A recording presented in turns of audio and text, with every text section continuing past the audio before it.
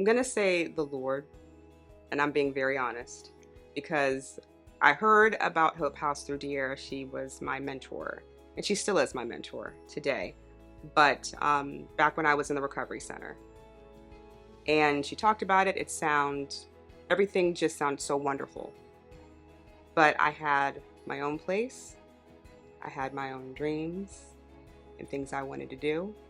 And I was like, I'm not going to leave here to go live with more women. So that's a hard no. But God had other plans. So I left the recovery center 2 weeks early, well, 2 weeks shy of my graduation, and had a fall. And within 2 weeks, I was here. So I had to say yes. From the inside, a lot of growth and spiritual maturity. My relationship with God, that was on my forefront. I'm like, okay, I'm going to get closer to the Lord. He was like, sure, but I also want you in community, and that means you need to be around people. I'm like, what?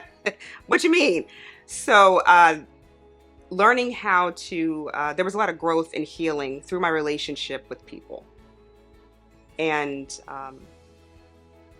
in every area of my life, I thought that I could get by handpicking the people that are in my life. And God was like, yeah, it doesn't really work like that. So since being here, I've had to learn patience, and it hasn't been one of my favorite things to this very day. I just don't like saying the word out loud because it challenges you in all areas. Patience is long suffering. It's showing love when you want to do otherwise. It's not responding to certain behaviors and situations the way your old self would. It's loving people past their pain and the sin. And that's something new that I'm walking out every day. For myself, I can honestly say their honesty, no pun intended, but how they have shown up for me, the staff, Tamisha, Juan, De'Ara, and even the ladies in their way, how they all have shown up for me in such an honest way they will tell you what you need to hear. And they know, okay, it may hurt a little bit, but they're there to pick you up and hold you up when you're not strong enough to walk yourself. And they're willing to go through those hard times with you. That I'm sticking with it. There are moments where I'm like, okay, what are we doing? But then God reminds me just,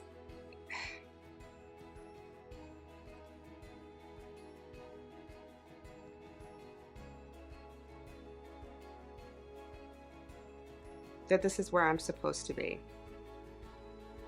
There was a time that I did not see myself here. Before all of the bad things happened, of course, as a little girl, I had dreams. I had goals. I saw my life being a certain way, and then life happened. And when life happened, where I am today, I did not see this as a possibility. And the fact that I'm here, healthy, great relationship with my daughter, the community that I prayed for, in the headspace that I'm in, outside of all the things that I have done to defile myself, my body, my mind, as a whole, where I am today, I did not see that as a possibility. And when things get tough and I have bad days or bad moments, sometimes it's just that reminder that you made it this far like this. Just keep going. There is no turning back for me. That is who I was, and I did those things. And I love that girl. She's a survivor. But I'm here. This may sound so cheesy, but if I wake up,